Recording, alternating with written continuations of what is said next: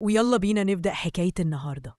حكاية يمكن تكون أقسى من أي حكاية سمعتوها قبل كده، لأن الطعنة لما بتيجي من أقرب الناس ليك ما بتسيبش جرح، دي بتكسر الروح. اسمي سلمى، عندي 33 سنة. من يوم ما أبويا توفى من 10 سنين وأنا اللي شايلة البيت على كتافي. أمي ست كبيرة وعلى نيتها، وأخويا كريم وأختي الصغيرة داليا. أنا كنت البنت الكبيرة، الأخت الكبيرة، وبمثابة الأب التاني ليهم. اشتغلت في شركة كبيرة وكنت بحرم على نفسي كل حاجة عشان أحقق حلم واحد بس: أشتري شقة لأمي، شقة تمليك في مكان كويس تعيش فيها مرتاحة آخر كام سنة في عمرها، بدل شقتنا الإيجاري القديمة اللي كل حيطة فيها بتحكي عن تعبنا وشقانا. داليا أختي الصغيرة كانت عكسي في كل حاجة، جميلة دلوعة وكل طلباتها مجابة. أمي كانت بتعشقها، يمكن لأنها الصغيرة والمدللة. كانت دايما تقول: داليا لسه عايلة، سيبيها تفرح بشبابها. أما كريم أخويا كان دايما في حاله، غامض ومشاكله المادية ما بتخلصش، وكل فترة يجي يستلف مني مبلغ وميرجعوش. كنت بسامح وبقول أخويا وسندي، وبكرة ربنا يكرمه.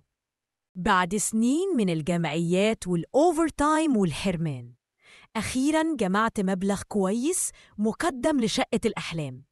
في يوم جمعتهم كلهم على العشاء، وطلعت ورق الشقة اللي اخترتها وكنت بتابعها من شهور، وقلت لهم بفرحة: يا جماعة أنا خلاص هحجز شقة لأمي. الكل فرح وأمي عينيها دمعت ودعت لي. بس فرحة داليا كانت غريبة، كانت فرحة باردة، عينيها فيها لمعة ما قدرتش أفهمها وقتها. بعد يومين من إعلاني عن الشقة بدأت أحس بتغيير في البيت. أمي بقت متوترة وداليا ما بقتش تفارقها، وقاعدين يتكلموا بصوت واطي ولما أدخل عليهم يسكتوا. بدأت أسمع جمل من أمي زي: يا بنتي طب ما الشقق أسعارها بتقع، طب وإيه اللي يضمن إنك ما تتجوزيش وجوزك يطردني منها؟ كنت بتصدم وأقولها: إيه الكلام ده يا ماما؟ ده بيتك وهيتكتب باسمك. بس كلامي كان زي الهوا. واضح إن داليا كانت بتلعب في ودنها وبزرع فيها أفكار مسمومة. المواجهة الكبيرة حصلت بعد أسبوع. داليا جمعتنا وقالت بصوت كله ثقة: يا جماعة أنا عندي ليكوا فرصة عمر، فرصة هتخلينا كلنا مليونيرات. طبعا أنا استغربت وداليا كملت: في واحد معرفة بيبيع قطعة أرض في منطقة جديدة جنب العاصمة الإدارية. الأرض دي كمان 2-3 هتبقى بتمن فيلا. الراجل مزنوق في الفلوس وعارضها بنص تمنها. قلبي اتقبض. بصيت لها وقلت لها: داليا انتي فاهمة انتي بتقولي ايه؟ دي فلوس شقة عمري، ايه اللي يضمن لي الكلام ده؟ فين الورق؟ مين الراجل ده؟ هنا داليا بصت لأمي وقالت بدموع تماسيح: شفتي يا ماما؟ شفتي سلمى بتعاملني ازاي؟ دايما شايفاني قليلة ومش بسهم في حاجة. أنا جايبالكوا فرصة العمر وهي عايزة تضيعها. وهنا أمي عملت حاجة عمري ما تخيلتها. بصتي وقالت بحدة: أيوة بنتي عندها حق، انتي دايما عايزة تمشي كلامك. دي فلوسي أنا وأنا حرة فيها. هاتي فلوس اللي جمعتيها وأنا هشتري الأرض دي مع أختك. حسيت كأن الأرض بتتسحب من تحت رجليا. أمي بتفضل داليا عليا وبتتهمني في نيتي. قعدت أتحايل عليها وأبوس إيديها وأقول لها بلاش، دي عملية نصب واضحة. لكنها صممت وقالت لي: لو ما حولتيش الفلوس دي في حسابي النهاردة اعتبري إني لا أمك ولا تعرفيني. كنت بين نارين: يا إما أرفض وأخسر أمي للأبد، يا إما أوافق وارمي شقة عمري في الهوا. وللأسف حبي لأمي غلب عقلي. تاني يوم رحت البنك وحولت كل تحويشة عمري لحسابها وأنا بعيط. بعد ما الفلوس اتحولت، داليا خدت أمي وراحوا يقابلوا صاحب الأرض عشان يمضوا العقود. رجعوا ومعاهم نسخة من عقد بيع ابتدائي، وأمي كانت طايرة من الفرحة وبتقولي: شفتي يا فلحة، أهو بقينا أصحاب أراضي. الأيام اللي بعدها داليا حياتها اتقلبت: لبس جديد، موبايل جديد، خروجات كل يوم. ولما كنت بسألها الفلوس دي منين، كانت بتقولي: من خير أرضنا يا حبيبتي، بدأت أعمل تسهيلات مع ناس مستثمرين. كنت بسمع وأنا جوايا بيغلي. في نفس الوقت بدأت ألاحظ إن كريم حالته مرتاحة وما بقاش يطلب مني فلوس، بالعكس كان بيتجنبني تماماً، ولما يشوفني يهرب من الكلام معايا. الشك بدأ ياكل في قلبي في الشغل كان ليا زميل محترم اسمه أحمد بيشتغل في الإدارة القانونية. كنا أصحاب وكان عارف بموضوع الشقة وحلمي. في يوم كنت منهارة وحكيت له على اللي حصل وعلى قلقي. أحمد بصلي بتركيز وقال لي: سلمى، الموضوع ده مش مريحني، اديني صورة من عقد الأرض ده وأنا هسألك عنه. اديته صورة العقد وأنا مش متعلقة بأي أمل. بعد يومين أحمد جالي المكتب وقفل الباب، وشه كان مخطوف. قال لي: سلمى، لازم تبقي قوية. الأرض دي ملك شركة تطوير عقاري كبيرة ومش معروضة للبيع أصلاً. العقد اللي معاكي ده مضروب والختم اللي عليه تقليد. باختصار، انتي اتنصب عليكي. الكلمات نزلت عليا زي الصاعقة. جريت على البيت زي المجنونة عشان أواجه داليا. دخلت لقيتها قاعدة مع كريم بيضحكوا. أول ما شافوني سكتوا. صرخت في وش داليا: فين فلوسي يا نصابة؟ الأرض طلعت كدبة. داليا برقت وقالت: انتي بتقولي ايه؟ انتي اتجننتي؟ في اللحظة دي تليفون كريم رن. خطفه بسرعة عشان يرد، بس أنا لمحت اسم متصل: سيد المزوراتي. نفس الاسم اللي أحمد قال لي إنه مشهور في عمليات النصب وتزوير العقود. وهنا كل حاجة بانت. الصورة كلها وضحت قدامي.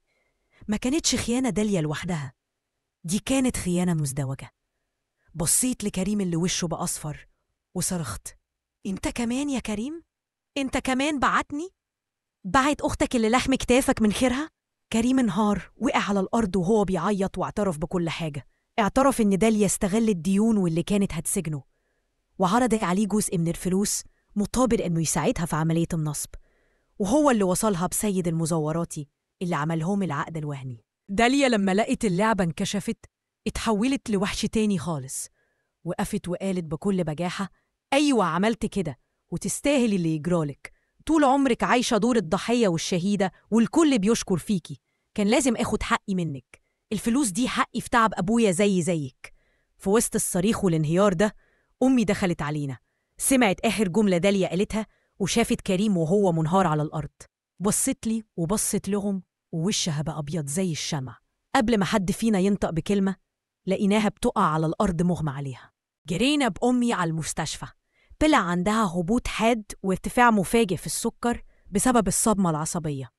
الدكاترة قالوا إنها عدت مرحلة الخطر، بس نفسيتها متدمرة. في المستشفى وأمي لسه في غيبوبتها كانت المواجهة الأخيرة. أحمد زميلي كان معايا وما سابنيش لحظة. جاب محامي صاحبه وقعدنا مع داليا وكريم. المحامي شرح لهم الموقف بوضوح. دي قضية نصب وتزوير عقوبتها السجن ليهم هما الاتنين. كريم كان منهار ومستعد يعمل أي حاجة. داليا كانت لسه بتكابر لحد ما المحامي قال لها إن أول حاجة هيعملها هي بلاغ رسمي للنيابة، وإن سيد المزوراتي ده لو اتقبض عليه هيعترف عليهم هما الاتنين. هنا بس خوفها بان على وشها. عرضنا عليهم حل واحد: يرجعوا كل الفلوس اللي اتسرقت فوراً مقابل إننا نتنازل عن المحضر. داليا كانت صرفت جزء كبير من الفلوس على نفسها، وكريم كان سد ديونه بالباقي. بعد ضغط وتهديد باعت داليا كل حاجة اشترتها، وكريم راح استلف من كل اللي يعرفهم عشان يرجعوا الفلوس. رجعوا لي حوالي 70% من المبلغ.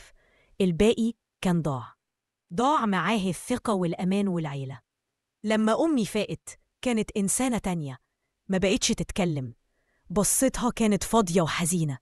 لما داليا حاولت تكلمها أمي أدارت وشها الناحية التانية، ولما كريم قرب منها بصت له بصة كلها انكسار وخذلان.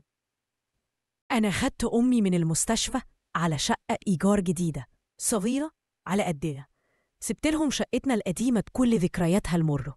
داليا وكريم بقوا لوحدهم غربة عن بعض، شايلين ذنب وخزي هيكمل معاهم لآخر العمر. النهاردة وبعد سنة من الواقعة دي أمي بدأت تتكلم معايا شوية، بس لسه الحزن مالي أنبها. أنا وأحمد اتخطبنا، وهو السند الحقيقي اللي ربنا بعتهولي في عز محنتي. لسه بحلم بشقة تمليك لأمي، بس المرة دي هحقق الحلم ده وأنا أقوى، وأنا عارفة إن مش كل اللي بنحبهم يستاهلوا ثقتنا. أما داليا وكريم بسمع أخبارهم من بعيد، عايشين لكن مش عايشين. الخيانة قتلت كل حاجة حلوة جواهم وسابتهم لوحدهم في وش الدنيا. وتعلمت الدرس الأغن في حياتي، إن الثقة العمياء هي أكبر خطيئة ممكن نرتكبها في حق نفسنا. استودعكم الله الذي لا تضيع ودائعه.